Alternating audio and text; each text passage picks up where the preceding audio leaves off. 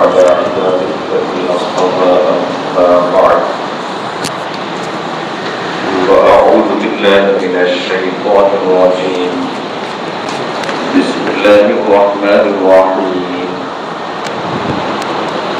بل الإنسان على نفسه بصيرة بارك الله لنا ولكم في القرآن العظيم ونفعنا به أستغفر الله لي ولكم ولسائر المسلمين إنه هو الغفور الرحيم اللهم صل على سيدنا محمد وعلى آل سيدنا محمد وبارك وسلم اللهم صل على سيدنا محمد وعلى آل سيدنا محمد وبارك وسلم اللهم صل على سيدنا محمد وعلى آل سيدنا محمد وبارك وسلم সমস্ত প্রশংসা আল্লাহ তাআলার জন্য যে আল্লাহ তাআলা আমাদেরকে রমজানের শেষ দশকের প্রথম ইসলাহি মজলিসে নিজেদেরকে সংশোধন করার নিয়তে বসার অংশগ্রহণ করার তৌফিক দান করেছেন। এজন্য আমরা অন্তরস্থল থেকে আল্লাহ তাআলার শুকর আদায় করি, আলহামদুলিল্লাহ।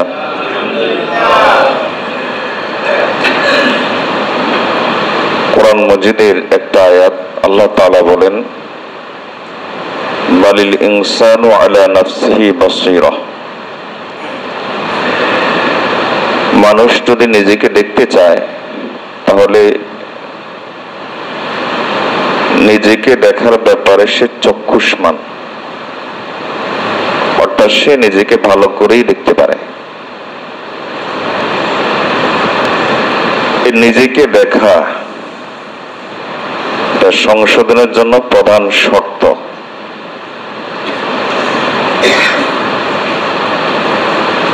এজন্য মুজাদ্দিদ আল ফিসানি রহমতুল্লাহ আলাইহি সুলুকের জন্য, তাসাউফের জন্য তিনি একটা নতুন বিষয় দিয়েছেন, সেটা হলো দিদে কাসুর। ওনার ভাষায় দিদে কাসুর। দিদে কাসুর মানে হলো নিজের দোষ নিজে দেখা। নিজের দোষটা নিজে দেখে না,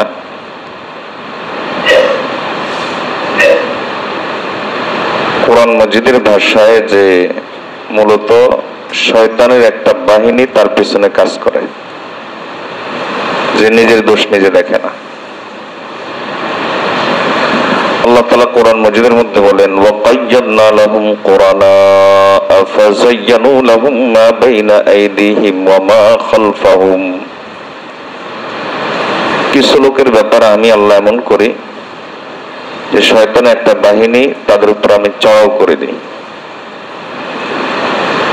এবার ফাযায়্যানু লাহুম মা বাইনা আইদিহিম ওয়া মা খালফাহুম।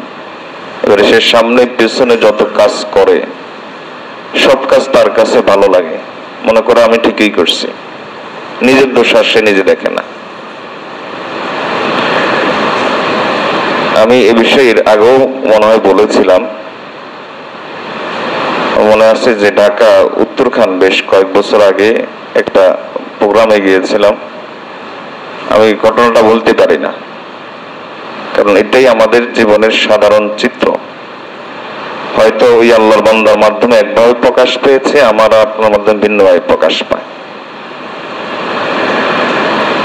তো ওই বেচারা খাওয়া দাওয়ার পরে আমাকে বলতেছে, হুজুর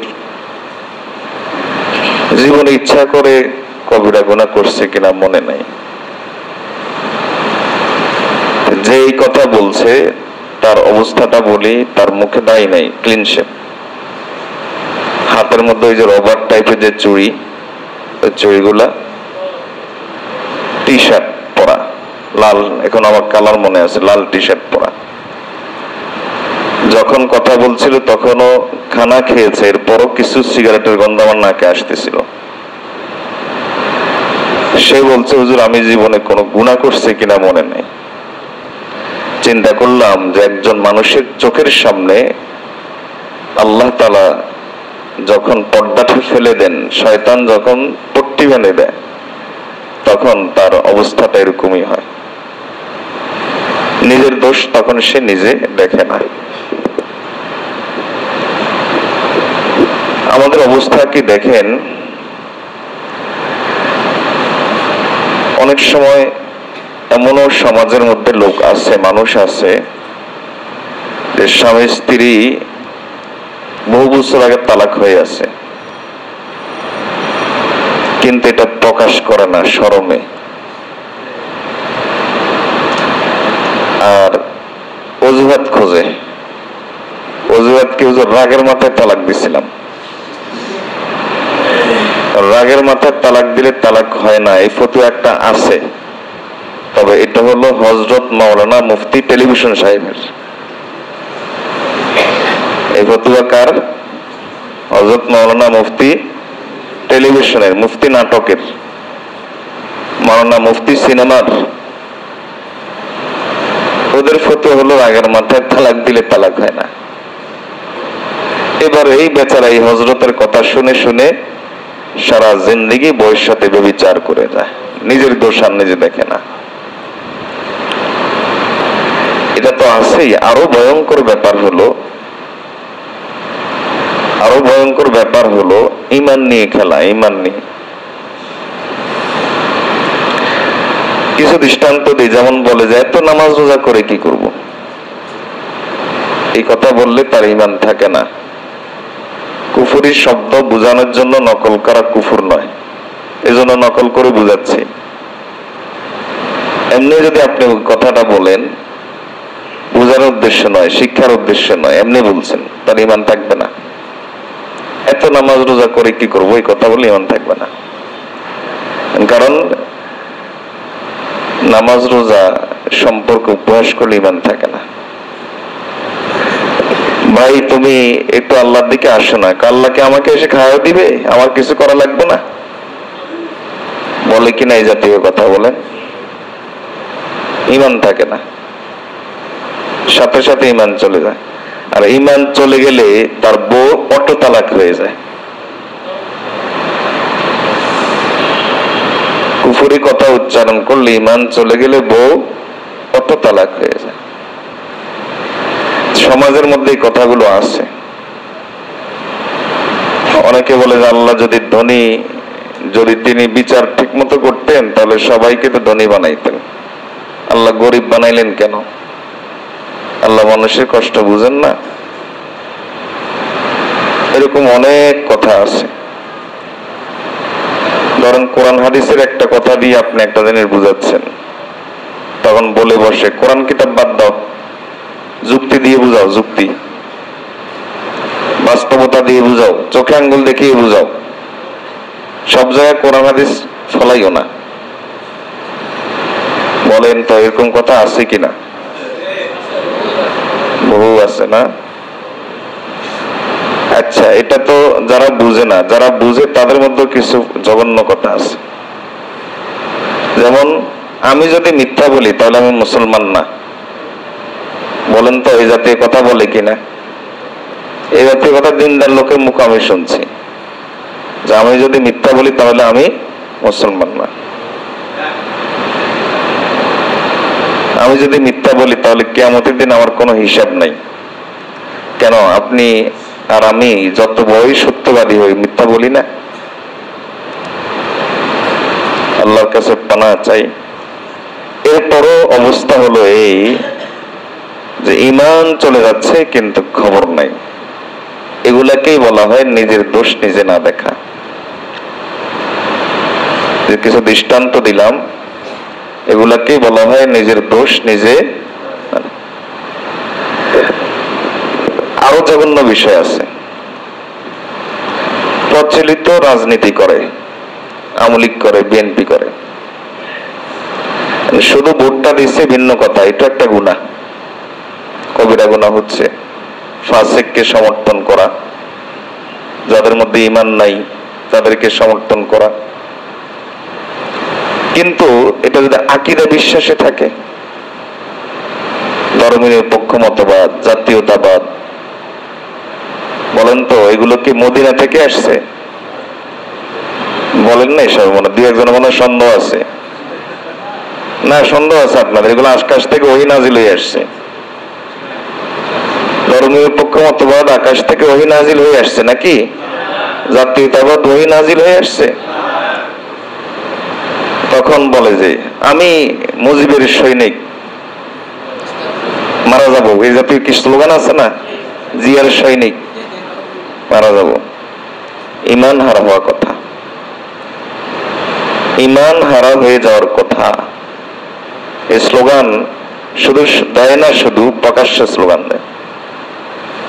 আচ্ছা ধরেন কিছুক্ষণের জন্য সমাজের একজন লম্পট লোক মসজিদে এসে বলল যে হুজুর দোয়া করেন আমি লম্পটগিরি করব, মানে কি আমি 2 নম্বরই করবো, নারীবাজি করবো, আরো জঘন্য ভাষা না বলি। এটা একটা, আপনি এটাকে কোন দৃষ্টিকোণে নেবেন? আচ্ছা এখন এই লম্পটগিরি করা, ব্যভিচার করা, এটা কোন ধরনের গুনাহ বলেন? কবিরা গুনাহ। এর দ্বারা ঈমান যায় না। হুজুর দোয়া করিয়েন আমি নির্বাচনে দাঁড়াইছি, জাতীয়তাবাদের পক্ষ থেকে, অমুক দলের পক্ষ থেকে, আমাকে যেন একটা ভোট দেয়, একটু বলিয়েন। এটা হলো কুফরির দাওয়াত। ওই লম্পট ব্যভিচারের চাইতেও খারাপ। মসজিদে দাঁড়িয়ে যদি কেউ ব্যভিচারের আহ্বান করে আপনি সহ্য করবেন? তো মসজিদে দাঁড়িয়ে সে ভোটের আহ্বান কেমনে করে? ওটা তো কুফরি, আর ওটা তো কবিরা গুনাহ। এর মূল কারণ হলো আমরা আমাদের কি তো দেখি না, এটা যে দোষ এটা তো বুঝি না, এটা যে সমস্যা এটা তো আমরা বুঝি না। আমার কথা বুঝাইতে পারতেছি কিনা আমি জানি না। হাকিমুল উম্মত মুজাদ্দিদে মিল্লাত শাহ আশরাফ আলী থানভী রহমাতুল্লাহ একটা ঘটনা লেখেন। উনি না লেখলে আমি বলতাম না, কিছুটা অশ্লীল হবে, মাফ করবেন। উনি বলেন যে এক বাজারি মহিলা, বাজারি মহিলা বুঝুন তো, প্রস্টিটিউট, পরিচিত সেই নামে, এই বিষয়ে সে খুব পরিচিত, সবাই জানে যে মহিলাটা খারাপ। যাচ্ছিল এক জায়গায় ওয়াজ চলতেছে, হুজুর ওয়াজ করতেছে, অজুভঙ্গের কারণ বুঝাচ্ছে মানুষকে, এই কারণে অজু ভাঙ্গে, এই কারণে গোসল ফরজ হয়, মাসালা শিখাচ্ছে। ওই মেলার মেজাজ গরম হয়ে গেল। যারা হায়া শরম নাই এরা দেখবেন যে কোনো সভ্যতা অসভ্যতার দাঁত দাঁড়ে না। দেখেন নাই পিছনের ওই যে কিছু বেশ্যা মহিলার সংসদে দাঁড়িয়ে কথা বলতো, বুখারী শরীফ, মুসলিম শরীফ, এর হলো এদের কোনো শরম টরম নাই আর কি। তো এতে শরম নাই, এসে মাইক নিল বা এসে একবারে সামনে দাঁড়াইলো, বলছে এই হুজুরের কথা শুনিয়েন না, আপনারা জানেন আমি কেমন মহিলা, এত বছর এগুলা করি, উজু ভাঙতে কখনো দেখি নাই। কথা বুঝেন নাই মনে, এত বছর এই কাজগুলো করি, কি কাজ বুঝেন তো, এত বছর এই কাজ করি কিন্তু অজু ভাঙতে কখনো দেখি নাই। আমাদের সমাজে কিছু লোক আছে যে এত বছর এই মানুষের বানানো এই মতবাদ গুলো নিয়ে চলে, আকীদা বিশ্বাসে আছে, মরার জন্য প্রস্তুতি করার জন্য, কিন্তু ঈমান ভাঙতে জীবনও দেখে না, ঈমান ভাঙতে এরা জীবনও দেখে না। আল্লাহ এদের থেকে জাতিকে হেফাজত করুন। এই যে আমি আর আপনি যে আমিন বলছি, আমি আর আপনি তো দিনের শেষে ওইটাই, এগুলো সমস্যা। এটা হলো নিজের দোষ নিজে না দেখা, শয়তান চোখের সামনে পট্টি বেঁধে দেওয়া। এজন্য ইমাম রাজালি রহমতুল্লাহ আলাইহি বলেন যে আল্লাহ তাআলা যখন কারো ব্যাপারে কোনো কল্যাণ চান তখন আল্লাহ তাআলা তাকে বসিরা দান করেন। কি দান করেন? বসিরা।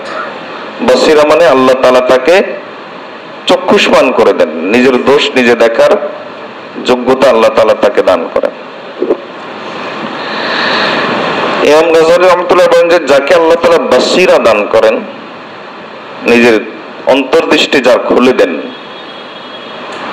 তখন আল্লাহ তাআলা তার সামনে তার দোষগুলো মেলে মেলে ধরেন।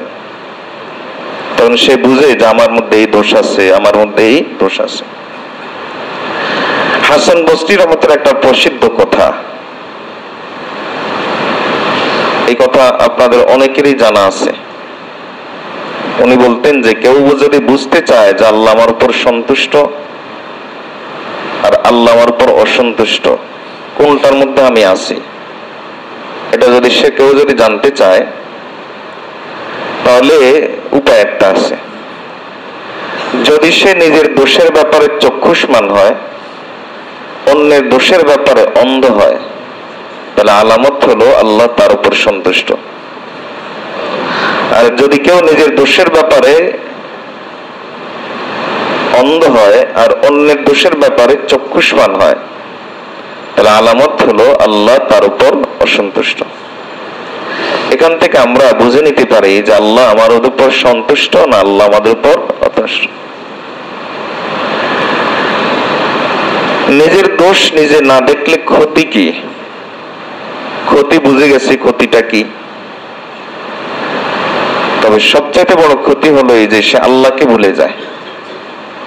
যে নিজেকে ভুলে যায় সে কাকে ভুলে যায়? আল্লাহকে ভুলে। আর নিজেকে খুঁজে পায় সে আল্লাহকে খুঁজে পায়। এজন্য হাসান বসরি রাহমাতুল্লাহর একটা প্রসিদ্ধ কথা ছিল, মান আরাফা যামবাহু ফাকাদ আরাফা রাব্বাহু। যে ব্যক্তি নিজের গুনাহ বুঝতে পারে সে ব্যক্তি রবকে চিনতে পারে, আর যে নিজের গুনাহ বুঝতে পারে না সে রবকে চিনতে পারে না। এখন প্রশ্ন হলো নিজের দোষ নিজে দেখার পদ্ধতিটা কি, সিস্টেমটা কি? ইমাম গাজ্জালী রাহমাতুল্লাহ আলাইহি বলেন যে 4টা পদ্ধতিতে নিজের দোষ নিজে দেখতে হয়। তাহলে কয় পদ্ধতি? আচ্ছা, এই কথাগুলো শুনবেন, ভুলে যাবেন, আমল করবেন না, এরকম কে কে আছেন একটু দেখান, দেখি এরকম কে কে আছে? কেউ নাই? মনে থাকার সহজ পদ্ধতি হলো এখন থেকে আমল শুরু করে দেওয়া। সাহাবায়ে কেরাম রাদিয়াল্লাহু তাআলা আজমাইন মনে রাখতেন কিভাবে? বেশি আমলের মাধ্যমে। নবীজি সাল্লাল্লাহু আলাইহি ওয়াসাল্লাম জীবনে বলেছেন কম, করেছেন বেশি, যার কারণে ওনার করার সাথে সম্পর্কিত হাদিস আর বলার সাথে সম্পর্কিত হাদিসের চেয়ে 2 গুণ বেশি।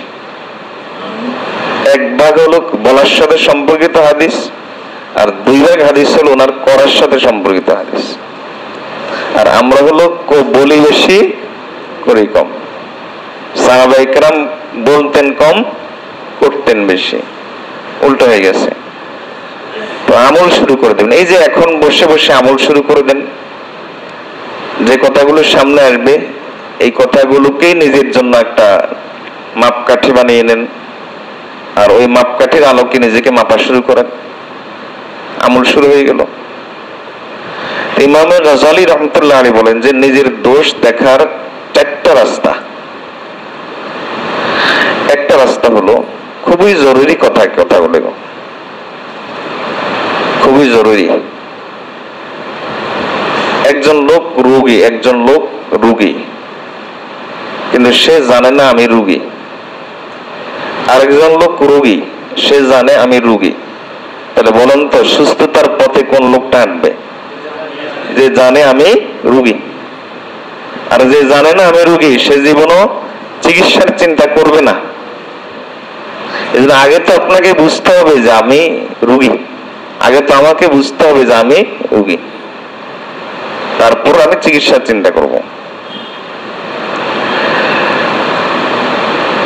কথা তো অন্যদিকে চলে যায় শুধু। অন্যদিকে যদি চলে যায় একটু টোকা দিয়েন, মানে টোকা কেমনে দিবেন? এমনি করিয়েন, হ্যাঁ, বা একটু গলা খাকারি টাকারে দিয়েন, তাহলে বুঝবে যে কথা অন্যদিকে চলে যাচ্ছে। তো নিজের দোষ নিজে দেখার 4টা রাস্তা। আল্লাহ আমাদের সকলকে চারটা রাস্তা অবলম্বন করার তৌফিক দান করুন। প্রথম রাস্তা হলো সোহবতে আহলুল্লাহ, আল্লাহওয়ালাদের সোহবত। আমি একটা কথা বলি একবারে স্পষ্ট করে, আপনি 1 বছর না, ধরেন আপনাকে 1000 বছর সময় দেওয়া হয়েছে, 1000 বছর আপনি ইলম শিখলেন।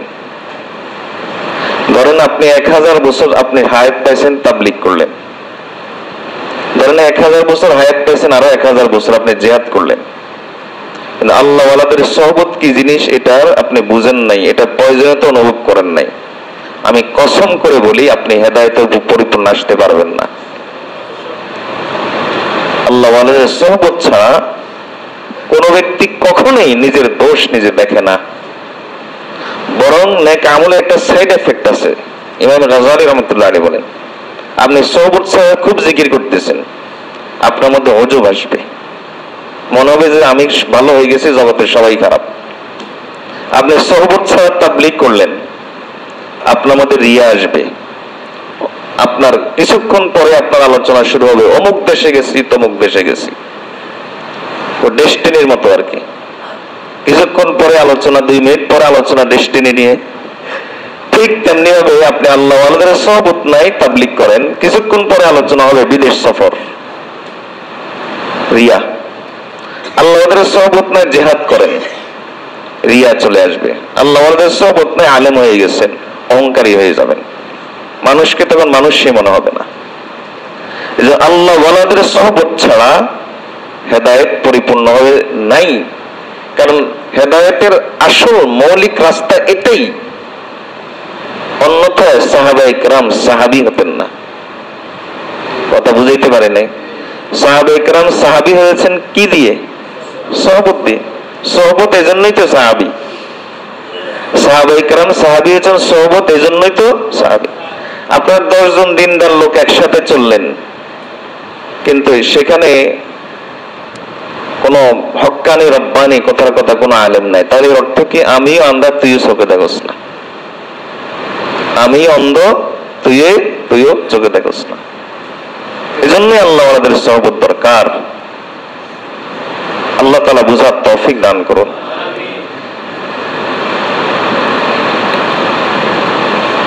আবু আইয়ুব আস-সাখতিয়ানী রাহমাতুল্লাহ আলাইহি বিশেষভাবে যারা তরুণ যুবক, আবু আইয়ুব সাখতিয়ানী রাহমাতুল্লাহ আলাইহি বিশেষ করে তাদেরকে বলেন, ইনি একজন তাবেঈ। আবু আইয়ুব সাখতিয়ানী রাহমাতুল্লাহ আলাইহি তিনি বিশেষভাবে তরুণ যুবকদেরকে বলেন, ইন্না মিন সাআদাতিল হাদাসি আন ইউওয়াফিকাহু সুহবাতা আলিমি আহলি সুন্নাহ।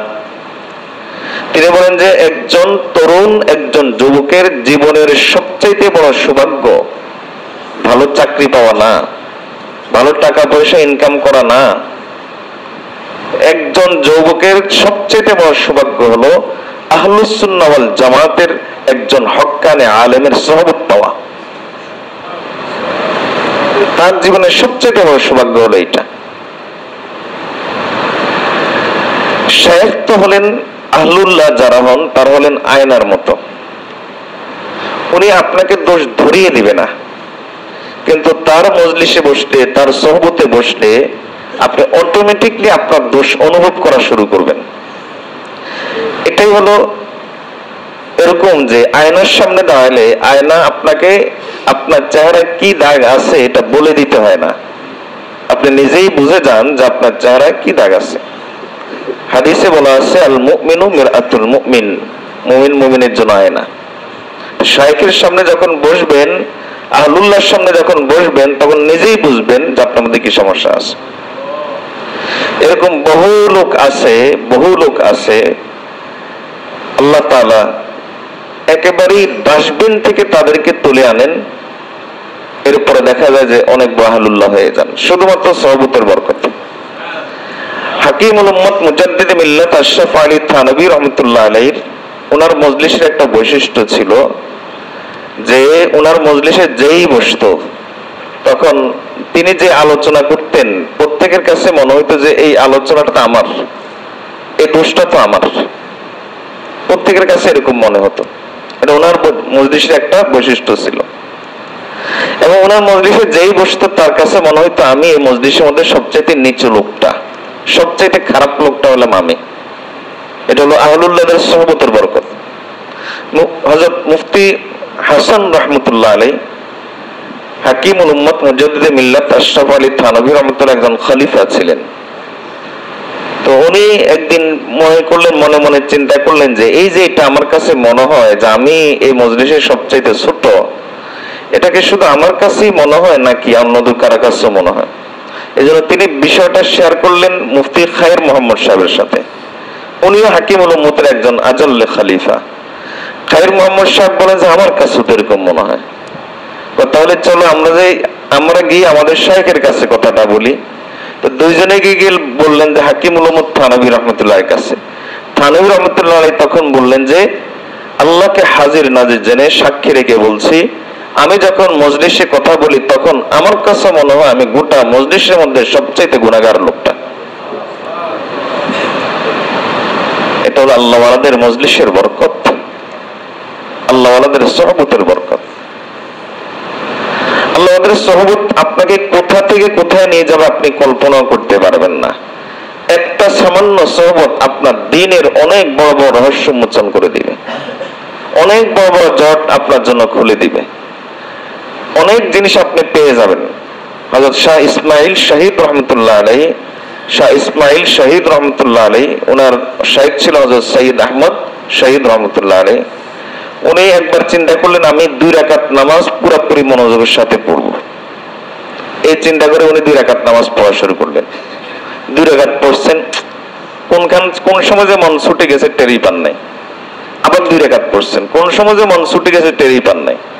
আবার পড়ছেন, পড়তে পড়তে 100 রাকাত পর্যন্ত পড়ছেন। এরপর পরিপূর্ণভাবে 2 রাকাতে নামাজ মনোযোগ ধরে রাখতে পারেন নাই।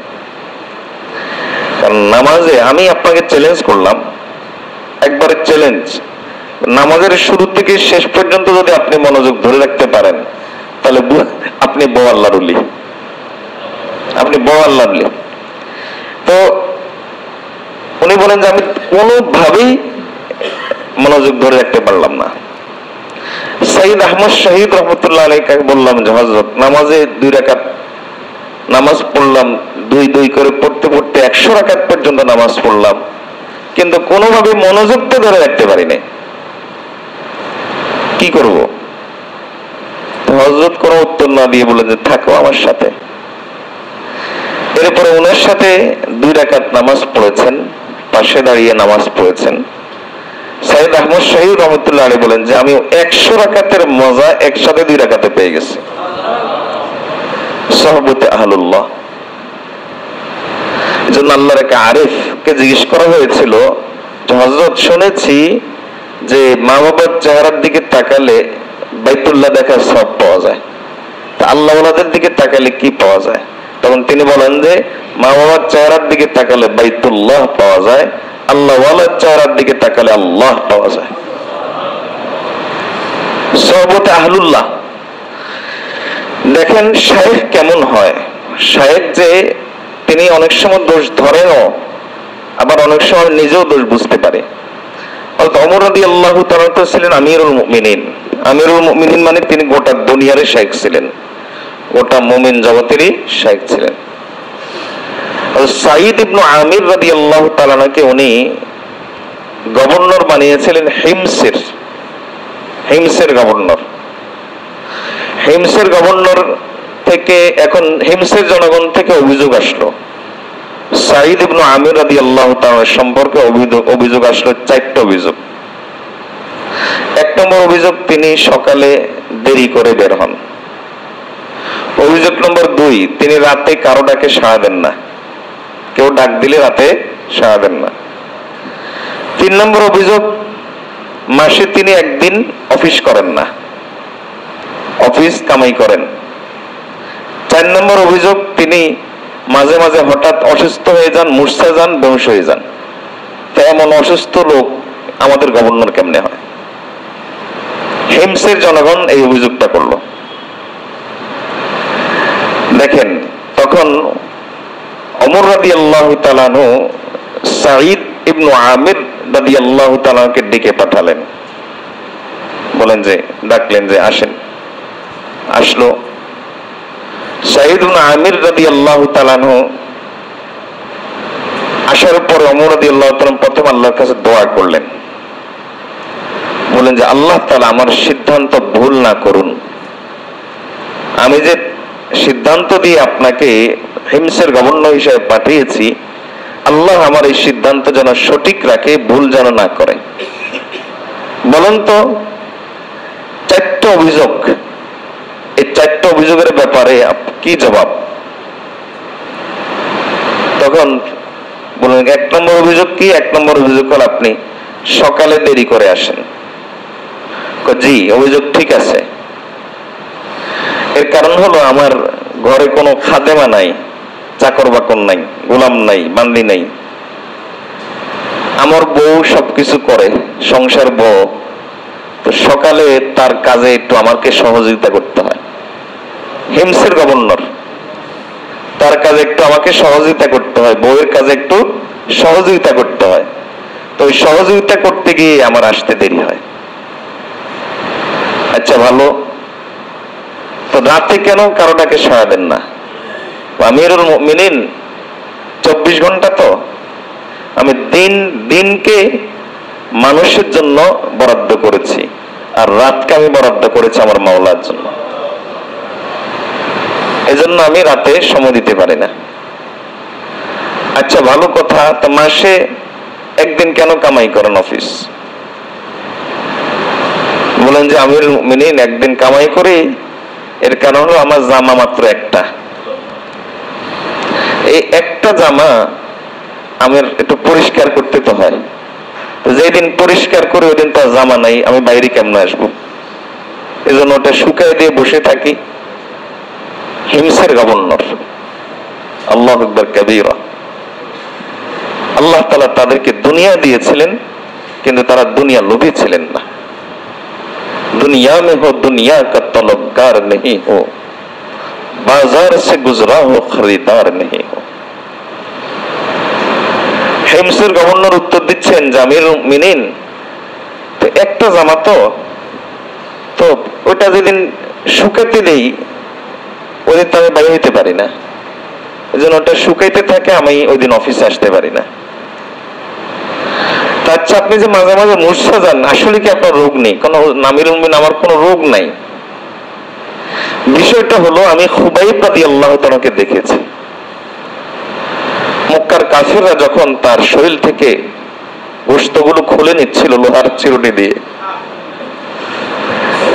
হিমসের গভর্নর বলতেছে, তখন খুবাইবকে জিজ্ঞেস করা হয়েছিল, আতাহিব্বু আন্না মুহাম্মাদান আন ইয়াকুনা মাকানাক, যে আপনি কি চান যে মুহাম্মদ সাল্লাল্লাহু আলাইহি ওয়াসাল্লাম আপনার স্থানে হোক?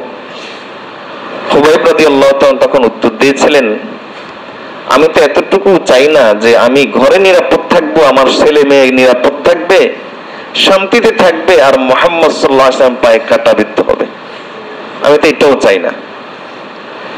আমিরুল মুমিনিন, আমি দেখেছি ওই দিন খুবাইব রাদিয়াল্লাহু তাআলা এই কথা বলার পরে তাকে কি পরিমাণ জুলুম করা হয়েছে। আমার চোখের সামনে শাহাদাত বরণ করেছে, কিছুই করতে পারি নাই।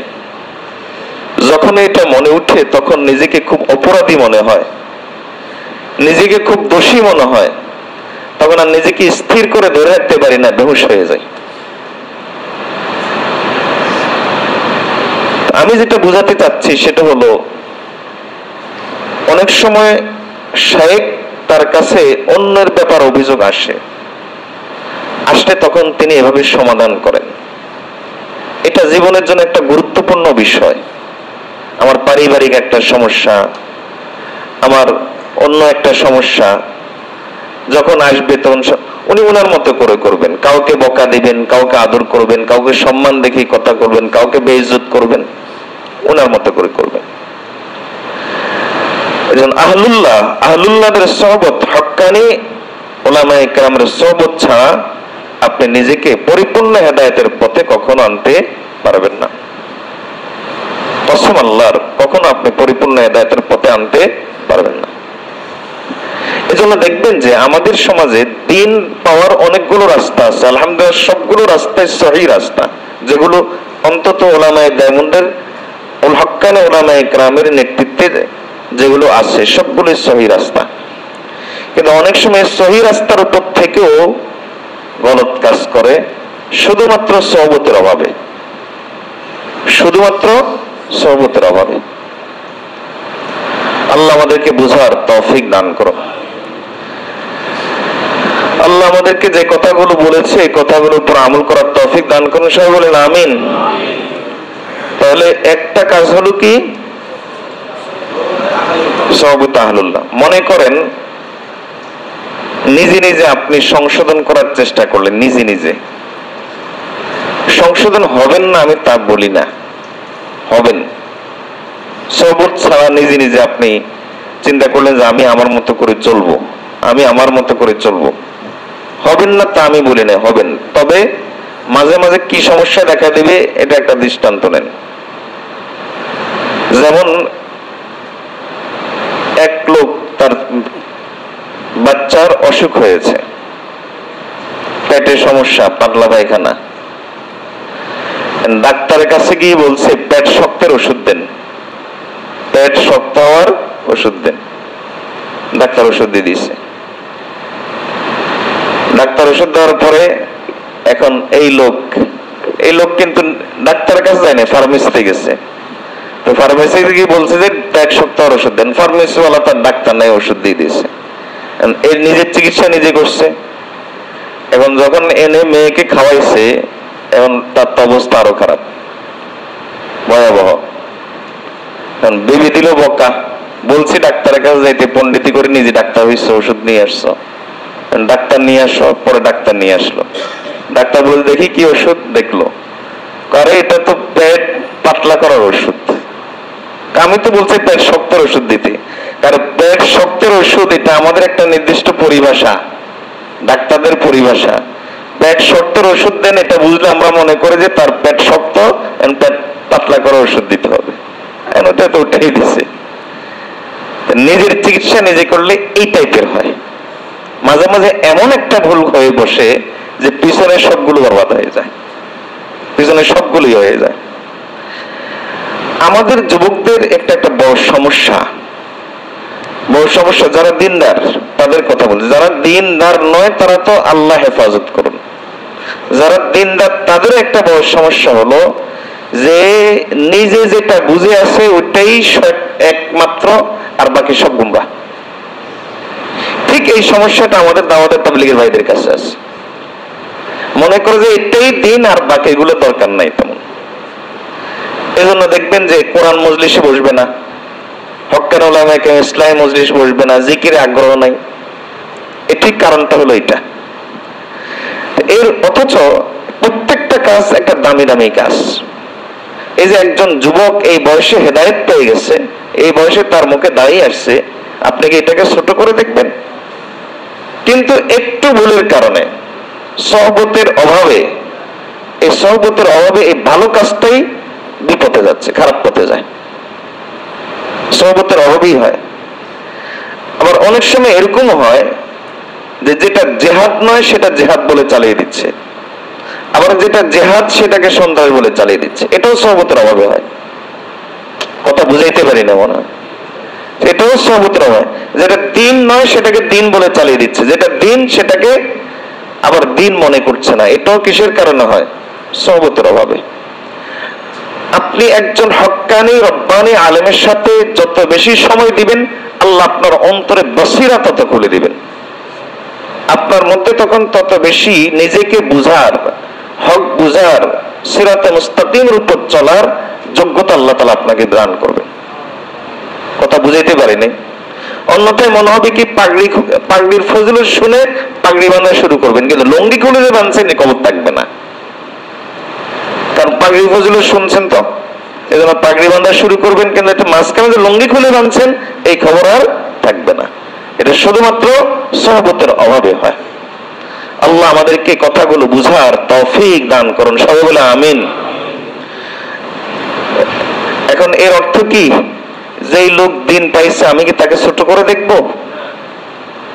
ভাই আমি তো অন্যের কথা বললাম, কারণ স্যার পাইছি তো এই জন্য বলছি। অন্যথা আমি আমার দোষ খোলা শুরু করলে আপনারা প্রত্যেকে বসে বসে থুতু যাওয়া শুরু করবেন। এখন চেয়ার পাইছি তো এই জন্য দায়িত্ব হিসাবে কথাগুলো বলা, দায়িত্ব থেকে কথাগুলো বলা, প্রত্যেকের নিজের দোষের দিকে তাকিয়ে থাকা, এটা হলো মূল বিষয়। প্রত্যেকের নিজের দোষের দিকে তাকিয়ে থাকা। আল্লাহ তাআলা আপনাকে দ্বীনের সমঝ দিয়েছেন, দ্বীনের সমঝ দিলে আপনার প্রথম কাজ হলো যে আহলুল্লাহদের সোহবত দিয়ে আপনি তার পরামর্শ নিয়ে চলা। অন্যথা আপনার মধ্যে জজবা আসবে, জজবা আপনি নিয়ন্ত্রণ করতে পারবেন না। এবার দিনদার হয়ে যখন ঘরে দেখবেন মা দিনদার না, তখন দিবেন মারে বকা। দেখবেন যে বোন দিনদার না, দিবেন বন্ধু বকা। দেখবেন যে বন্ধু বান্ধব দিনদার না, হয়ে গেছে তোরা সব নষ্ট। এরপর একদিন আপনিও নষ্ট হয়ে যাবেন, একদিন দেখা যাবে যে আপনিও নষ্ট হয়ে যাবেন। কারণ আপনার কাছে তখন গোটা জগতের সব মনে হবে যে সব 2 নম্বর, সব 2 নম্বর, সব 2 নম্বর, কেউ আর ভালো নাই আপনার কাছে। এখন আর আপনি আবু বকরের চেহারা দেখবেন না, আবু বকরের চেহারার ভিতরে আপনি আব্দুল্লাহ ইবনে উবাই খুঁজে পাবেন। আপনার কাছে এমনটা মনে হবে। প্রচুর পরিমাণ বদধারণা তৈরি হবে এই সোহবত যদি না থাকে। বদধারণা প্রচুর পরিমাণ আপনার মধ্যে বদধারণা চলে আসবে। বদধারণা হতে হতে অবস্থা হবে কেমন, তখন আপনার কাছে সুধারণা বলতে যে একটা জিনিস আছে এটাই বলে যাবেন। গীবতের দরজা খুলে যাবে, শিকায়েতের দরজা খুলে যাবে, অপবাদের দরজা খুলে যাবে। সবগুলো হলো সোহবতের অভাবে হয়। আপনারা গলা খাঁকারি দেন না কেন? তারপরে দ্বিতীয় নিজের দোষ দেখার দ্বিতীয় রাস্তা, সবসময় সব জায়গাতে হাক্কানি শেখ আহলুল্লাহ পাওয়া যায় না। যায়? সবসময় কি পাওয়া যায়? আল্লাহ তাআলা ওনাদেরকে দ্বীনের জন্য কবুল করেন, দ্বীনের জন্য অনেক ব্যস্ত রাখেন, যার কারণে আপনার দ্বিতীয়টা প্রয়োজন হয়। তখন প্রয়োজন হয় এমন একটা সার্কেল তৈরি করা, এমন একটা কমিউনিটি তৈরি করা, এমন কিছু বন্ধু বান্ধব তৈরি করা যারা পরস্পরের দ্বীনের ব্যাপারে উপদেশদাতা হবেন। বন্ধু বান্ধব কেবলমাত্র তৈরি করলাম শুধু এই জন্য নয় যে কথার কথা মুখখানে একটা অন্যায় কাজ হয়েছে আমি গিয়ে সেটা দমন করে আসলাম, শুধুমাত্র এই জন্য না। এটা একটা উদ্দেশ্য হতে পারে, তবে এটা বহু পরে, এই লক্ষ্যটা অনেক পরে। একটা ভালো কাজ করার জন্য সবাই মিলে আমরা একসাথে হলাম, এটা একটা উদ্দেশ্য হতে পারে, কিন্তু এটা ধাপ পরে। দিনদারের মধ্যে কমিউনিটি তৈরি হওয়ার মূল মাকসাদ হলো একজন আরেকজনের দোষ পর্যালোচনা করবে, একজন আরেকজনের দোষ ধরবে। সোজা কথা হলো একজন আরেকজনের দোষ ধরবে। সমস্যা এখানে বহুমুখী। 1 নম্বর সমস্যা হলো যে আমরা তো আমাদের দোষ ধরলে এটা মেনে নিতে পারি না। এই মেনে নিতে যে পারেন না, এটা অহংকারের আলামত। হযরত ওমর রাদিয়াল্লাহু তাআলা কি বলতেন জানেন? রাহিমাহুল্লাহু ইমরাআন মান আহদা ইলা উয়ুবি। তিনি দোয়া করতেন ওই ব্যক্তির জন্য, তিনি বলতেন ওই ব্যক্তির উপর আল্লাহ তাআলা দয়া করুন যে ব্যক্তি আমাকে আমার দোষ দেখিয়ে দিয়েছে। ওমর রাদিয়াল্লাহু তাআলা বলতেন যে ব্যক্তি আমাকে আমার দোষ দেখিয়ে দিয়েছে। আমাদের সমস্যা হলো যে আমাদের দোষ যখন আমরা আরেকজন ধরিয়ে দেয় তখন এটা মেনে নিতে পারে না, এ হলো একটা সমস্যা। দ্বিতীয় সমস্যা হলো যে দোষ ধরে তারও সমস্যা আছে। যে দোষ ধরে সেও দোষ ধরে এই নিয়তে যে আমারটা রাইট, আমি একমাত্র ঠিক আছি, আর যার দোষ ধরছি যত দোষ তার। আর তৃতীয়ত তার একটা মনোমানসিকতা হলো এই যে দোষ ধরে তার মানসিকতা হলো যে আমি যখন দোষ ধরছি এটা মানতে হবে, যদি না মানে তাহলে এই লোকটার সাথে তার সম্পর্ক খারাপ হয়ে যায়, এটা মানতে হবে, না মানলে কিন্তু তার সাথে আমার সাথে সম্পর্ক ভালো থাকবে না। তাহলে এটাও ওই ব্যক্তির দোষ ধরার উপযুক্ত নয়, এই কথার আলামত। তবে দোষ ধরবেন, একজন অপরজনের দোষ ধরা এটা ইসলামের একটা সৌন্দর্য। মনে রাখবেন, দোষ চর্চা করা সৌন্দর্য না। কথা বুঝাইতে পারি না মনে হয়। একজন একজনের দোষ চর্চা করা, যেটাকে কি বলা হয়? গীবত বলা হয়। এটা সৌন্দর্য না, এটা কবিরা গুনাহ। একজনের দোষ দেখলে তাকে সরাসরি বলে দেওয়া, এটা ইসলামের অন্যতম একটা সৌন্দর্য। এই সৌন্দর্য ইসলামের, এই সৌন্দর্য আমাদের মধ্যে যতদিন ছিল ততদিন আমরা সঠিক রাস্তায় ছিলাম। এই সৌন্দর্য যেদিন থেকে আমাদের থেকে বিদায় নেওয়া শুরু হয়েছে, সেদিন থেকে আমাদের দিনদারের মহলেও গুমরাহি ঢোকা শুরু হয়েছে। ইসলামের সৌন্দর্য। ওমর রাদিয়াল্লাহু তাআলার মতো ব্যক্তির সামনে দাঁড়িয়ে বলতেন যে আপনার কাঁধে চাদর দুইটা কেমন, আপনার গায়ে চাদর কেমনে দুইটা? বলেন তো, উনি কি রাগ করছেন? উনি কি রাগ করছেন? ওমর রাদিয়াল্লাহু তাআলা সম্পর্কে আসছে যে উনি সাধারণত, উনি তো আমিরুল মুমিনিন ছিলেন, রাতের বেলা খোঁজ খবর নিতেন জনগণকে, কোথায় আছে, কি অবস্থায় আছে। তো একদিন উনি যাচ্ছিলেন, তো দেখলেন যে একটা ঘরের ভিতরে একটু একটু মিটি মিটি আলো জ্বলছে। চিন্তা করলেন যে দেখি ঘরে কি হয়। উঁকি দিয়ে দেখলেন যে এক লোক বসে বসে আচ্ছাদরে মদ খাইতেছে। তাহলে বোঝা গেল, যুগ যত ভালোই হোক, সময় যত ভালোই হোক, পরিবেশ যত ভালোই হোক, সেখানে কিছু খারাপ মানুষও পাওয়া। এজন্য দেখবেন যে মসজিদের মধ্যেও মাঝে মাঝে চোর পাইবেন, আবার কওমি মাদ্রাসাতে মাঝে মাঝে চরিত্রহীন লোক পাবেন। তাই বলে কি মসজিদ খারাপ? তাই বলে কি কওমি মাদ্রাসা খারাপ? তাই মদিনাতে আব্দুল্লাহ ইবনে উবাই আছে দেখে মদিনা খারাপ হয়ে গেছে? মদিনার ফজিলত নাই যেহেতু আব্দুল্লাহ ইবনে উবাই আছে। মক্কাতে আবু জেহেল আছে, আবু লাহাব আছে, এজন্য মক্কার কোনো ফজিলত নাই, যেহেতু আবু জেহেল আবু লাহাব হারামে নামাজ পড়ছে, কাজে হারাম ফজিলত নাই, এরকম কোনো বিষয়। আল্লাহ তাআলা এগুলোর মাধ্যমে শিক্ষা দেন যে পরিবেশ যত ভালোই হোক, কাজ যত ভালোই হোক, সেখানে কিছু মুনাফিক থাকবে, সেখানে কিছু খারাপ লোক থাকবে, সেখানে কিছু এরকম লোক থাকবে যে ক্ষতি করে, এ জাতীয় লোক কিছু থাকবে। এই যে ইতিকাফকারী আপনারা এখানে আছেন, কান্নাকাটি করতেছেন, এখানে কি কোনো খারাপ লোক নাই, মুনাফিক টাইপের লোক নাই? আছে। যদি না থাকে তাহলে এটা আল্লাহর সুন্নতের খেলাফ। এভাবেই চলে আসছে হাজার বছর থেকে, এটা এভাবেই চলে আসছে। ভালো জিনিসের মধ্যে খারাপ লোক থাকে। তো ওই সময় মদিনার পরিবেশ, খেলাফতের পরিবেশ, সব দিকে মানুষ নেক, মানুষ নেক, মানুষ নেক, মানুষ। কিন্তু এর মধ্যেও দেখেন একজন মুৎখর পাওয়া গেছে, আমিরুল মুমিনিন। আবার আরেকটা জিনিস দেখেন, সবাই ভালো মানুষ, এই চিন্তা করে ওমর রাদিয়াল্লাহু তাআলা কিন্তু বসে থাকেন নাই। উনি কিন্তু এই চিন্তা করে বসে থাকেন নাই। তাহলে বোঝা গেল, এই যে আলী রাদিয়াল্লাহু তাআলা একটা কথা, আলী রাদিয়াল্লাহু তাআলা এই জন্য বলতেন যে তোমার অধীনস্থ যারা, তারা যতই বিশ্বস্ত হোক, যতই আমিন হোক, যতই আমানতদারি হোক, তাদের তদারকি যদি তুমি বন্ধ করে দাও, তাহলে অর্থ হলো তুমি আমানতকারীকে খেয়ানতকারী বানাই দিলা। কথা বুঝাইতে পারি না? তাহলে তুমি আমানতদারকে কি বানাই দিলা? খেয়ানতকারী বানাই দিলা।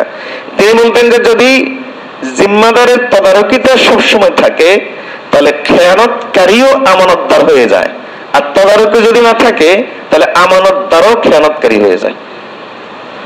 এটা খুবই গুরুত্বপূর্ণ কথা, কিন্তু অনেক গুরুত্বপূর্ণ কথা। এই কথাটা নোট করে রাখবেন যে যদি মনিটরিং না থাকে তাহলে আমানতদারও খেয়ানতকারী হয়ে যায়, আর যদি মনিটরিং থাকে তাহলে খেয়ানতকারীও আমানতদার হয়ে যায়।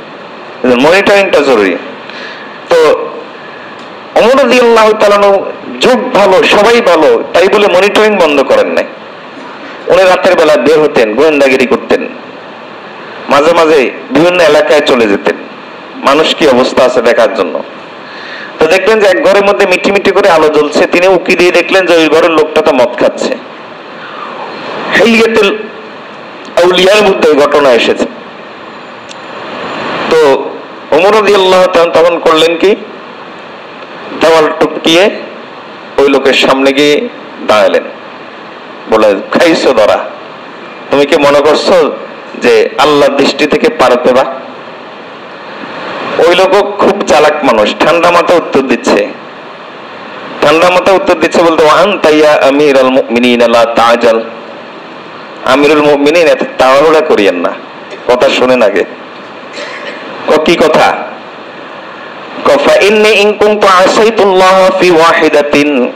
আমি যদি আল্লাহর একটা হুকুম অমান্য করি তাহলে তাহলে আপনি আল্লাহ তিনটা হুকুম অমান্য করছেন। আমি একটা হুকুম অমান্য করছি, মদ খাইতেছি, আর আপনি কয়টা হুকুম অমান্য করছেন? তিনটা।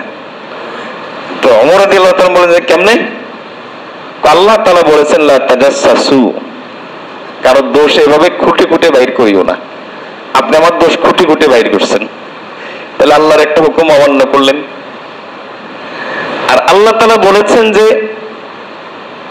লাইসাল বিররু আন তাতুল বুয়ুতা মিন যুহুরিহা, যে ঘরের পিছনের দিক থেকে আসিও না। কারো ঘরে ঢুকলে সামনে দরজা দিয়ে ঢুকো, পিছনের দরজা দিয়ে ঢুকে তো চোর। আপনি দ্বিতীয় ভুলটা করলেন, আল্লাহ দ্বিতীয় হুকুমটা অমান্য করলেন। আর তৃতীয়ত আপনি অমান্য করছেন, আল্লাহ তাআলা বলেছেন লা তুদখুলু বুয়ুতান গায়রা বুয়ুতিকুম হাত্তা তাস্তানিসু ওয়া তুসাল্লিমু, যে কোন ঘরে ঢুকতে হলে আগে অনুমতি নিবা, তারপরে সালাম দিবা, তারপর ঢুকবা। আপনি না অনুমতি না সালাম টুস করে ঢুকে গেলেন, তাহলে আপনি তিনটা হুকুম আল্লাহর মানছেন। এখানে দেখেন ওমর রাদিয়াল্লাহু তাআলা আসলে হুকুম অমান্য করেন নাই শরীয়তের বিচারে। কেন অমান্য করেন নাই? এই তিনটা জিনিসই প্রযোজ্য হলো সাধারণ অবস্থায়। গোয়েন্দাগিরি করা যাবে না, দোষ খোঁজা যাবে না। তবে মা বাবার সন্তানের দোষ খুঁজতে পারে যদি তার তরবিয়ত উদ্দেশ্য হয়। ওস্তাদ শাগরিদের দোষ খুঁজতে পারে যদি তরবিয়ত উদ্দেশ্য হয়। যিনি আমির থাকেন, তিনি মামুর, যারা অধীনস্থ থাকে তাদের দোষ খুঁজতে পারেন যদি তার তরবিয়ত উদ্দেশ্য হয়। তাকে আপনার কি বলে কষ্ট দেওয়া যদি উদ্দেশ্য না হয়, যদি তরবিয়ত যদি উদ্দেশ্য হয়। শায়েখ তার মুরিদদের দোষ খুঁজতে পারেন যদি তরবিয়ত উদ্দেশ্য হয়। তো রাষ্ট্রপ্রধান তো রাষ্ট্রপ্রধান, একে তো উনি আমিরুল মুমিনিন, ওনার দোষ খোঁজার সম্পূর্ণ ইখতিয়ার আছে, শরীয়তে তাকে অধিকার দিছে।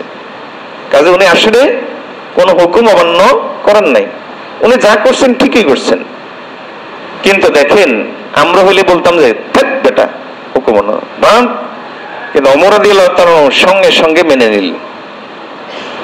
ওমর রাদিয়াল্লাহু তাআলা সঙ্গে সঙ্গে মেনে নিলেন, ওখান থেকে চলে আসলেন। অনেকদিন পর ওমর রাদিয়াল্লাহু তাআলা মসজিদে নববীতে খুতবা দিচ্ছেন, ওই লোক পিছনে ইশারা দিচ্ছেন বসবা, কেউ যেন না বুঝে। উনি ইশারা দিচ্ছেন, ওই লোকে বলছেন ঠিক আছে থাকবো। সবাই চলে যাওয়ার পর উনি আস্তে আস্তে ওই লোকের কাছে গিয়ে বলেন যে ওমর রাদিয়াল্লাহু তাআলা বলেন যে আলহামদুলিল্লাহ, ওই দিনের ঘটনার পরে আমি আর কারো দোষ খুঁজি না। ওই লোক সুন্দর করে বলতেছেন যে আমিরুল মুমিনিন, ওই দিনের পর থেকে আমি আর মদও খাই না। আল্লাহু আকবার কাবীরা। তাহলে দোষ ধরা এটা ইসলামের একটা সৌন্দর্য। দোষ ধরা, দোষ চর্চা করা হারাম, কবিরা গুনাহ, এটা কবিরা গুনাহ। আপনি একজন দোষ চর্চা করলেন, এই অধিকার আপনাকে কে দিল? এটা কবিরা গুনাহ এবং এটা ব্যভিচারের চাইতে খারাপ। শাইখুল ইসলাম মুফতি তাকিউল উসমানী দামাত বারাকাতুহু তো আজীব কথা বলেন। উনি এই কথা না বললে আমি জীবনে এভাবে খুলে বলতাম না। উনি বলেন যে আমরা অনেক সময় মসজিদকে ব্যভিচারের মজলিসের চাইতে খারাপ বানিয়ে ফেলি। ও কেমনে? ও মসজিদে বসছি, গীবত শুরু করছি, আর আল গীবাতু আশাদ্দু মিনাজ জিনা, গীবত ব্যভিচারের চাইতে খারাপ। তাহলে মসজিদকে ব্যভিচারের মজলিসের চাইতে খারাপ বানিয়ে ফেললাম। একটা ব্যভিচারের পরিবেশ থেকে মসজিদকে আমি খারাপ বানিয়ে ফেললাম, কি দিয়ে? গীবত দিয়ে। উনি এই কথা না বললে আমি বলতাম না মসজিদের ইহতিরাম নষ্ট হয় কিনা, এই ভয়ে বলতাম না।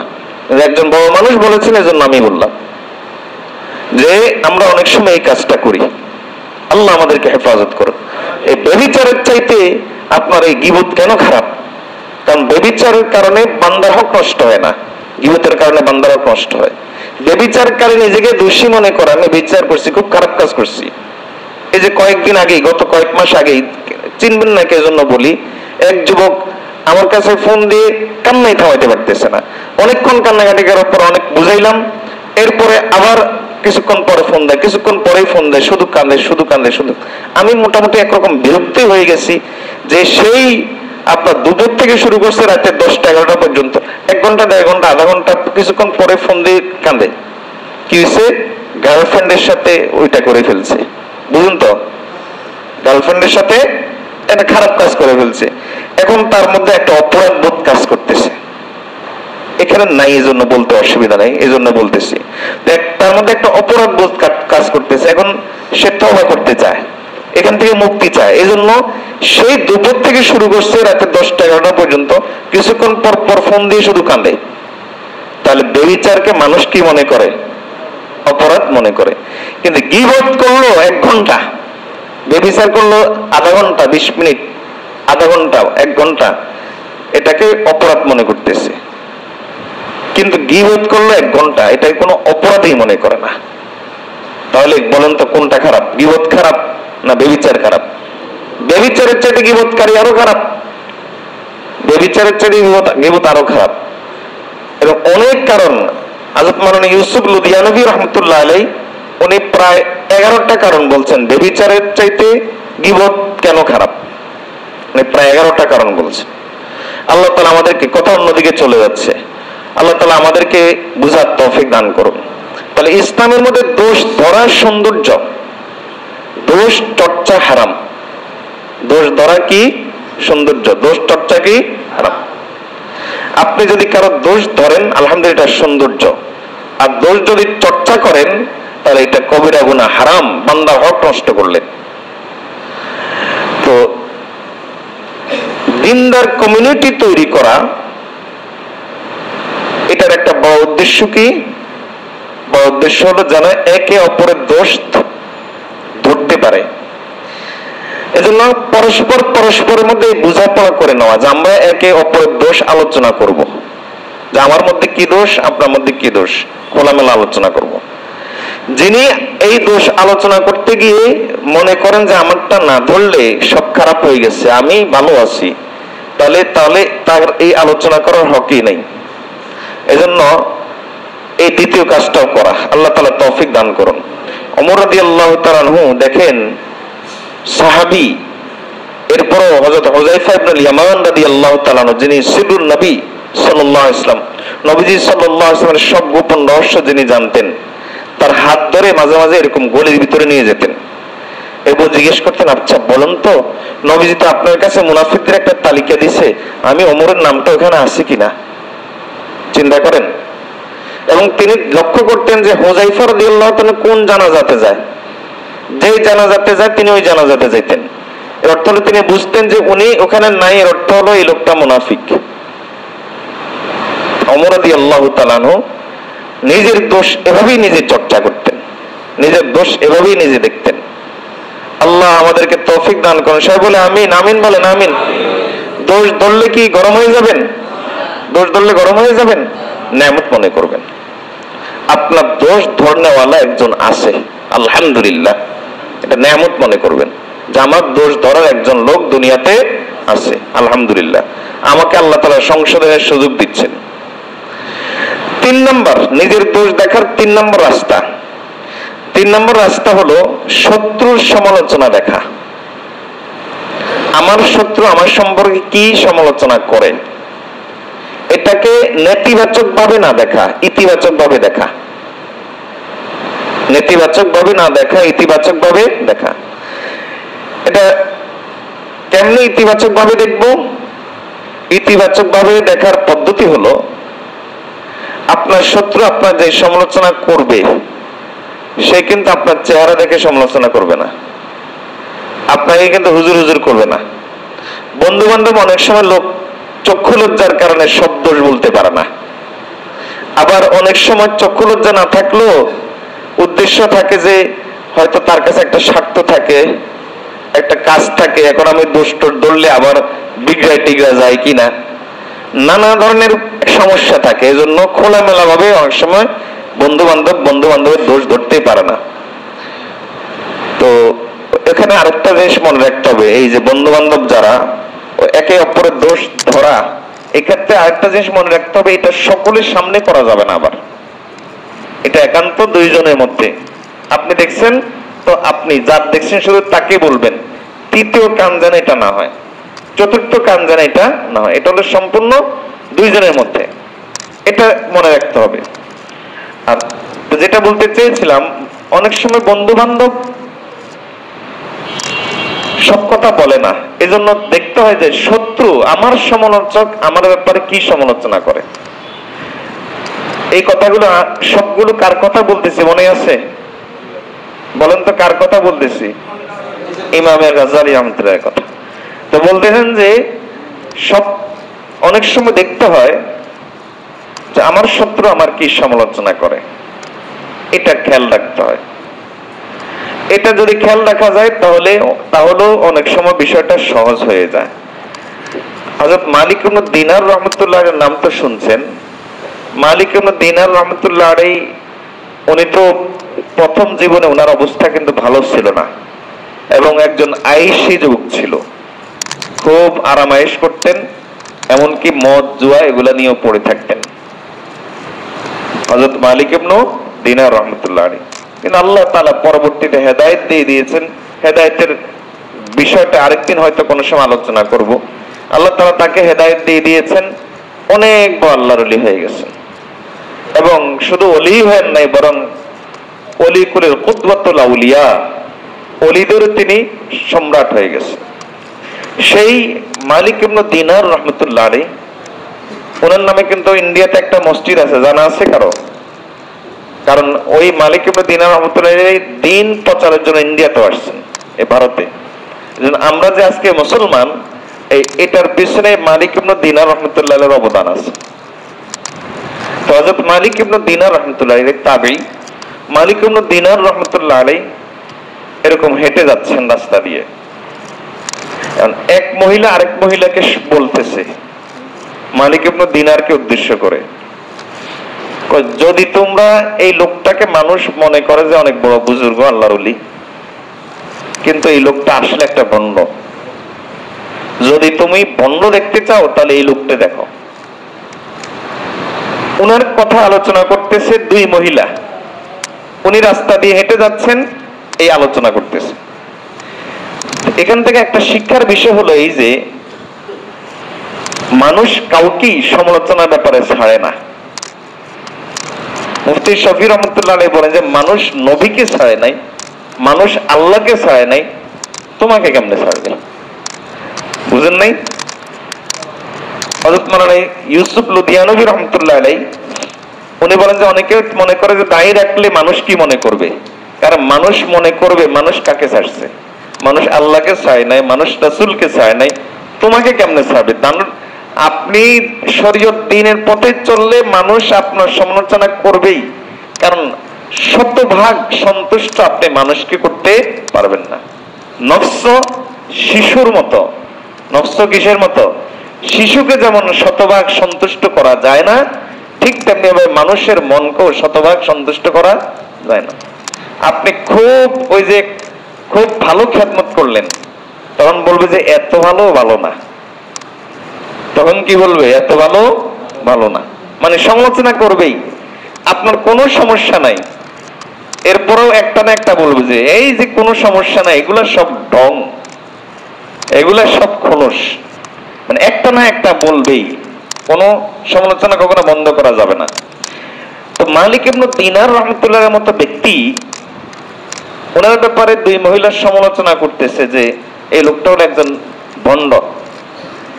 এবার দেখেন আল্লাহর এই বান্দা, আমরা হলে কি করতাম? আমাকে ভণ্ড বললো, এত বড় কথা বললো। মালিক ইবনে দিনার রাহমাতুল্লাহ আলাইহি প্রথমে নিজের নফসকে উদ্দেশ্য করে বলেন, এই নফস, তোকে আমি 30টা বছর এই কথা বুঝাইছি যে তুই একটা ভণ্ড, তোর জাহের বাতেন এক না। 30টা বছর তুই আমার সাথে ঝগড়া করছ, আর তুই বলছ যে আমি ভণ্ড না, আমি ঠিক আছি। আজকে দেখ প্রমাণ হয়ে গেছে, আল্লাহর একজন নেক বান্দি তোর ব্যাপারে বলতেছে তুই ভণ্ড, দেখ প্রমাণ হয়ে গেছে। তাহলে কাকে বলতেছেন? নিজের নফসকে। দেখ আল্লাহর একজন নেক বান্দি আজকে বলছে যে তুই ভণ্ড, প্রমাণ হয়ে গেছে, আজকে দেখ। মালিক ইবনে দিনার রাহমাতুল্লাহ আলাইহি এরপর থেকে বলতেন, ওয়াল্লাহি লাউ আন্নাকুম তাজিদুনা লিল আসি রিহান লামাসতাতা আহাদুম মিনকুম আন ইয়াজলিসা ইলাইয়া মিন খুবসি রিহি। আল্লাহর কসম করে বলছি, যদি গুনার দুর্গন্ধ মানুষ পেত, গুনার দুর্গন্ধ যদি মানুষ পেত, তাহলে আমি মালিকের কাছে কেউ বসতো না। আল্লাহু আকবার। এই ছিল তাদের অবস্থা। আর আমাদের অবস্থা কি? একজন বিখ্যাত তাবী ছিলেন হযরত আবু বকর, সাথে একটা কি নাম আছে, তাবঈ। এই তাবঈ জানাজার নামাজে উপস্থিত হয়েছে। জানাজার নামাজে উপস্থিত হওয়ার পরে একটা মাসআলা ভুল করছেন। ওনার একজন ছোট্ট শাগরিদ বললেন, ওস্তাদ জি মাসআলাটা এরকম। উনি সঙ্গে সঙ্গে বললেন যে হ্যাঁ ঠিকই তো, মাসআলা এরকম, আমি তো ভুল করছি। পুরা জানাজার নামাজের সকলের সামনে দাঁড়িয়ে বললেন যে আমি ভুল করছি। একটা ছোট্ট বাচ্চা ভুল ধরিয়ে দিয়েছে, আর যখন উনি বুঝতে পারলেন যে ওটা আসলেই ভুল, পুরা লোক মাজমার সামনে দাঁড়িয়ে বললেন যে আমি আসলেই ভুল করছি। এরপর তিনি বলেন যে আল্লাহর কসম করে বলি, আমি বাতিলের নেতা হওয়ার চাইতে হকের অনুসারী হওয়াকে বেশি পছন্দ করি। আল্লাহ আমাদেরকে বুঝার তৌফিক দান করুন, আমাদেরকে এভাবেই আমাদেরকে চলার তৌফিক দান করুন। সবাই বলে আমিন। সবাই বলি না আমিন? আমিন বলতে কষ্ট লাগে? যদি ভালো হয়ে যায়, আমিন বললে কবুল হয়ে গেলে, ভালো হয়ে গেলে তো সমস্যা, এই জন্য আমিন বলতে কষ্ট লাগে। আল্লাহ তাআলা আমাদের সকলকে ইসলাহ করে দিন। সবাই বলে আমিন। দেখুন, আমাদের বুজুর্গ হযরত শাহ ইসমাইল শহীদ রহমতুল্লাহর কথাই দেখেন, দিল্লি জামে মসজিদে দাঁড়িয়ে তিনি খুতবা দিচ্ছিলেন। এক লোক দাঁড়িয়ে বলল যে আপনি হারামজাদা একটা। আমরা হলে কি করতাম? তুই হারামজাদা, তো 14 গোষ্ঠী হারামজাদা। উনি তখন কি বললেন? না, আপনার কথা মনে হয় ঠিক না। আলহামদুলিল্লাহ, আমার আম্মা আব্বার বিয়ের সাক্ষী এখনো জীবিত আছে এবং এই মসজিদেরই মুসল্লি। কত সুন্দর উত্তর, ইতিবাচক ভাবে উত্তর, ইতিবাচক ভাবে উত্তর। হঠাৎ করে আপনার মেজাজ গরম হয়ে যাওয়া, হঠাৎ করে এরকম, এটা ভালো মানুষের আলামত না, ভালো মানুষের আলামত না। সাপ হয়েন না, কথার কথায় ফনা তুলবেন। শিয়াল হয়েন না, কথায় কথায় ঢুকটামি করবেন। বাঘ হয়েন না, কথায় কথায় আক্রমণ করে বলবেন। মানুষ হন, মানুষ হন। আল্লাহ আমাদেরকে মানুষ হওয়ার তৌফিক দান করুন। সবাই বলে আমিন। তো এটা একটা পদ্ধতি। আমাদের হুজুর রশিদ আহমদ গঙ্গোহী রহমতুল্লাহ শেষ বয়সে উনি অন্ধ হয়ে গিয়েছিলেন, কিছু দেখতেন না। তো ওনার আগে অভ্যাস ছিল যে ওনার সমালোচকরা ওনার বিরুদ্ধে যাটা লিখতো উনি নিজে পড়তেন। অন্ধ হয়ে যাওয়ার কারণে নিজে তো পড়তে পারেন না, এজন্য উনি একজন শাগরিদকে বলতেন যে দেখি আমার বিরুদ্ধে কে কি লিখছে, পড়ে শোনাও। একজন ওনার বিরুদ্ধে একটা কিতাব লিখছে, এখন ওনাকে পড়ে শোনার জন্য বলছে এটা পড়ে শোনাও। ওই শাগরিদ একটু পড়ার পর আর পড়তে পারে না। হযরত আপনার বিরুদ্ধে এমন এমন মিথ্যা কথা বলছে যে আমি তো পড়তে পারতেছি না। উনি বলেন যে পড়ো, পড়তে পারতেছি না। তখন তিনি বলে যে আমি এই জিনিসগুলো জানতে চাই, এজন্য তাদের ব্যাপারে কোনো পদক্ষেপ নিব, তাদের ব্যাপারে মনোকষ্ট নিব, এরকম না। আলহামদুলিল্লাহ, আলহামদুলিল্লাহ, যারা আমার হক নষ্ট করছে, যারা হক নষ্ট করবে আমি তাদেরকে মাফ করে দিছি। যারা নষ্ট করছে, যারা করবে, আমি সবাইকে মাফ করে দিছি। এরপর আমি জানতে চাই এগুলো এজন্য যে আমি যেন বুঝতে পারি এখান থেকে যে আসলে আমার মধ্যে এরকম কোনো দোষ আছে কিনা। কিভাবে তারা ইতিবাচক ভাবে নিতেন, চিন্তা করেন কিভাবে ইতিবাচক ভাবে তারা নিতেন। আল্লাহ আমাদেরকে বুঝার তৌফিক দান করুন। সব বলে আমিন। তো আমরা এই কাজটা করব। আচ্ছা, আমাদের শেখ মুর্শিদ একটা আজীব কথা বলেন, বলে যে আমরা যে বলি ইহদিনাস সিরাতাল মুস্তাকিম, মানে কি? হে আল্লাহ সঠিক রাস্তা দেখান। কোন বান্দার যদি এই দোয়া আল্লাহ কবুল করেন আর সে যদি আসলে সঠিক রাস্তার উপর থাকে, তাহলে আল্লাহ তার কিছু সমালোচক তৈরি করেন, তার কিছু শত্রু আল্লাহ তৈরি করেন। কেন তৈরি করেন? শত্রু যদি ওই শত্রুতা না করে, সমালোচক যদি ওই সমালোচনা না করে, এ তো সোজা পথে থাকবে না। কারণ এ তো বুঝবে না যে আমি কোনটা আমার তেড়া হচ্ছে, আমার কোনটা বাঁকা হচ্ছে, আমি কোনটা আমার বাঁকা হচ্ছে।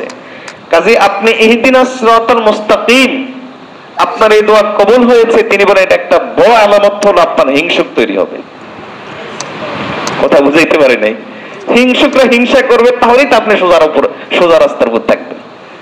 এজন্য আপনার এই দোয়াটা আল্লাহ কবুল করেছেন, এটা একটা বড় আলামত হলো আপনার হিংসুক তৈরি হবে, আপনার সমালোচক তৈরি হবে। এটা একটা বড় আলামত।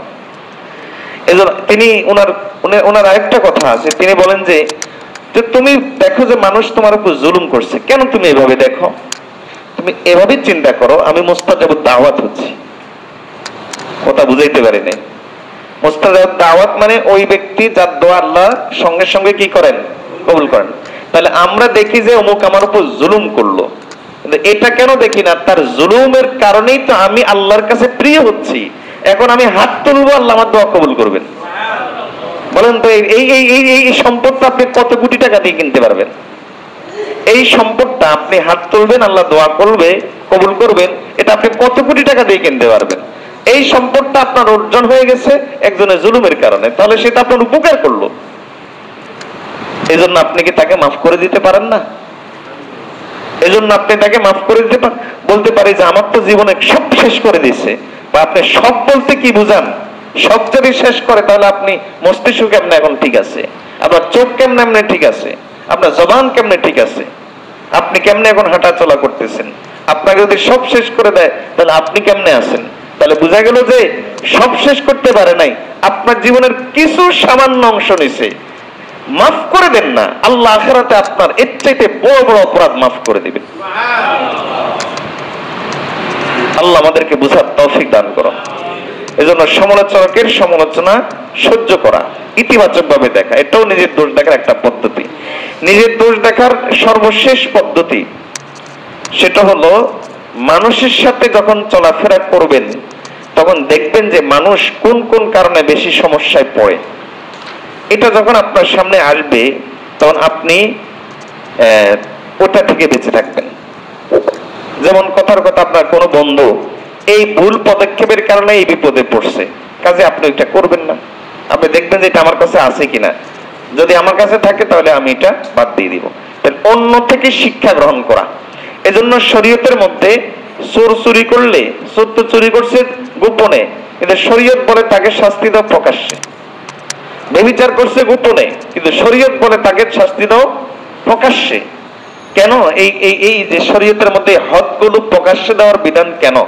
শরীয়তের মধ্যে হদগুলো প্রকাশ্যে দেওয়ার বিধান হলো এজন্য, এটা দেখে যখন যেন সবাই নিজেকে নিজে দেখে যে আমার মধ্যে এই অপরাধটা আছে কিনা।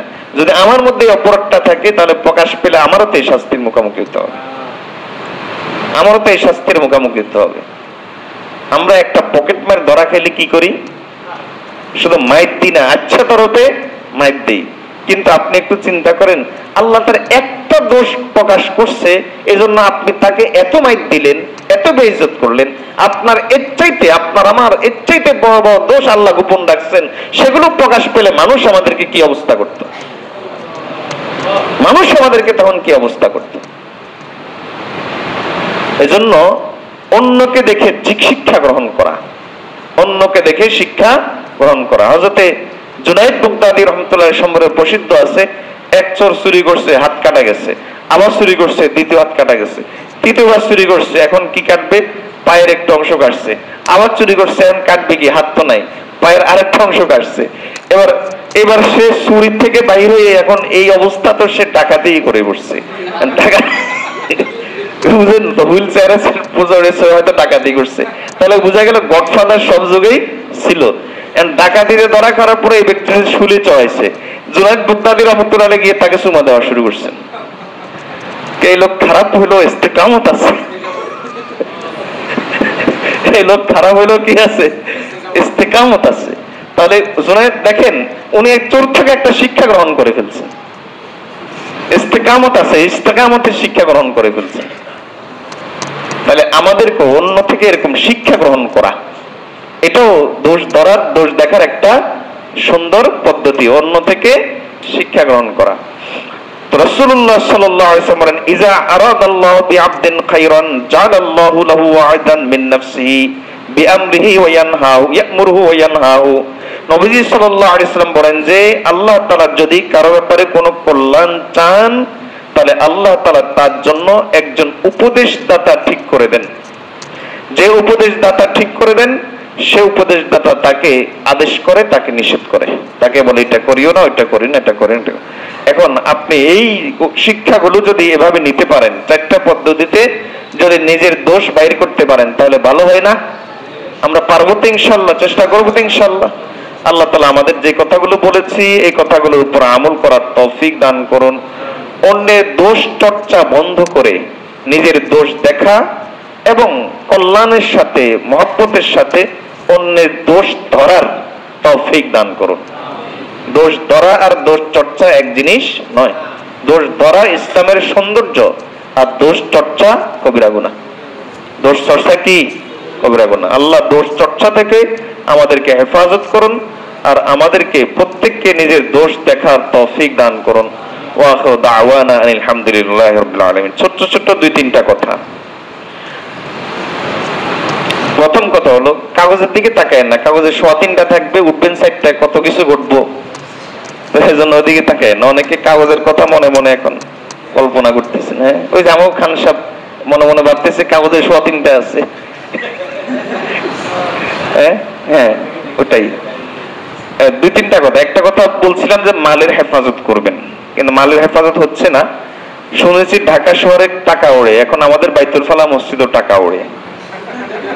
তো আল্লাহর এক বান্দার কিছু টাকা উঠছে, আরেক বান্দা পাইছে। এগুলো উঠছে বাতাসে, এর পড়ছে, এরপরে পাইছে। যার টাকা এটা নিয়ে যাবেন। হ্যাঁ, দোতলায় দোতলায়। হ্যাঁ, এ হলো একটা কথা। দ্বিতীয় কথা হলো আলহামদুলিল্লাহ কোরআন মজিদ তেলাওয়াতের সময় পরিবেশ খুব ভালো পাইছে। আলহামদুলিল্লাহ সবাই তেলাওয়াতে ছিলেন। শুধুমাত্র আমি যেখানে থাকি ওখানে একজন ছাড়া, ওই আল্লাহ বান্দা আছে এখানে, বুঝে গেছে, ওই একজন ছাড়া আর বাকি সবাই কেউ আর ফাঁকি দেয় না। আলহামদুলিল্লাহ আজকে সবাই সুন্দর মতো দিল খুশি হয়ে গেছে। আলহামদুলিল্লাহ এই পরিবেশটা আমি চাই। এই পরিবেশটাই আজকে যে পরিবেশটা ছিল একজনও আমি পাই নাই। একজনকে দেখলাম যে মোবাইলে কথা বলতেছেন, তবে বুঝছি সাময়িক বলতেছেন, কোরআন শরীফটা আছে, হয়তো তখন তাৎক্ষণিক মোবাইল আসছে, চোখের সামনে পড়ে গেছেন। আর দুইজন তারাও এটাতেই ছিলেন, একটু অন্য বিষয়ে আলোচনা করতেছেন, চোখের পানে আমার চোখে পড়ে গেছে। এরপরে তারা বলছেন যে আমরা এই কাজটা করতেছিলাম, মানে আমার কাছে বিষয়টা পরিষ্কার হয়েছে। এই ছাড়া আলহামদুলিল্লাহ পুরা মসজিদে একবারে 5 তলা পর্যন্ত গেছি, সব জায়গায় আলহামদুলিল্লাহ অনেক চমৎকার, অনেক সুন্দর পরিবেশ পেয়েছি। কোরআনের এই মহব্বত আমাদের প্রত্যেকের অন্তরে সারা জিন্দেগির জন্য বসায় দিন। এই পরিবেশ ধরে রাখবেন তো ইনশাআল্লাহ। আল্লাহ তৌফিক দান করুন। খুব খুশি হয়েছে আলহামদুলিল্লাহ, মন থেকে দোয়া আসছে।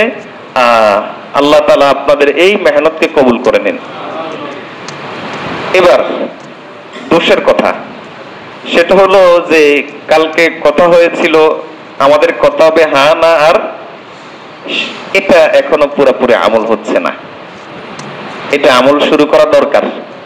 এজন্য আমরা এটা আমল শুরু করতে পারি না ইনশাআল্লাহ। এটা আমরা আমল শুরু করবো ইনশাআল্লাহ।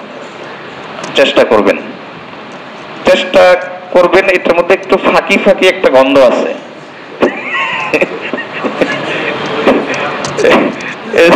এজন্য বলেন যে আল্লাহর উপর ভরসা রেখে বলেন যে করবো ইনশাআল্লাহ। ইনশাআল্লাহ আল্লাহ তাওয়াক্কুল রেখে একটু বলি, আল্লাহ তাআলা তৌফিক দান করুন। আর আরেকটা বিষয় হলো সকাল সন্ধ্যার যে আমলগুলো আছে, সকাল সন্ধ্যার কিছু মাসনুন দোয়া আছে। এই মাসনুন দোয়াগুলো খুবই গুরুত্বপূর্ণ।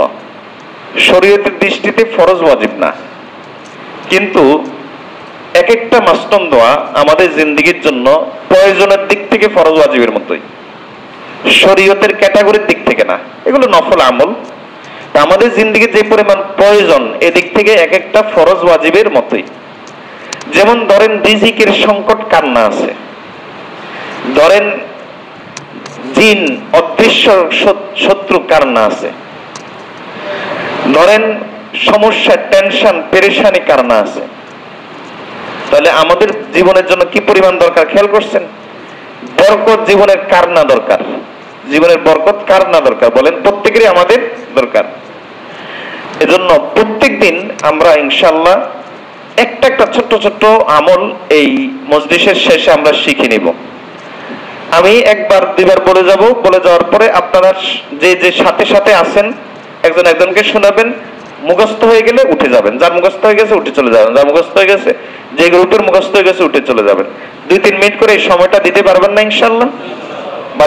পারবো না ইনশাআল্লাহ? আল্লাহ তাআলা আমাদেরকে আমল করার তৌফিক দান করুন। জি,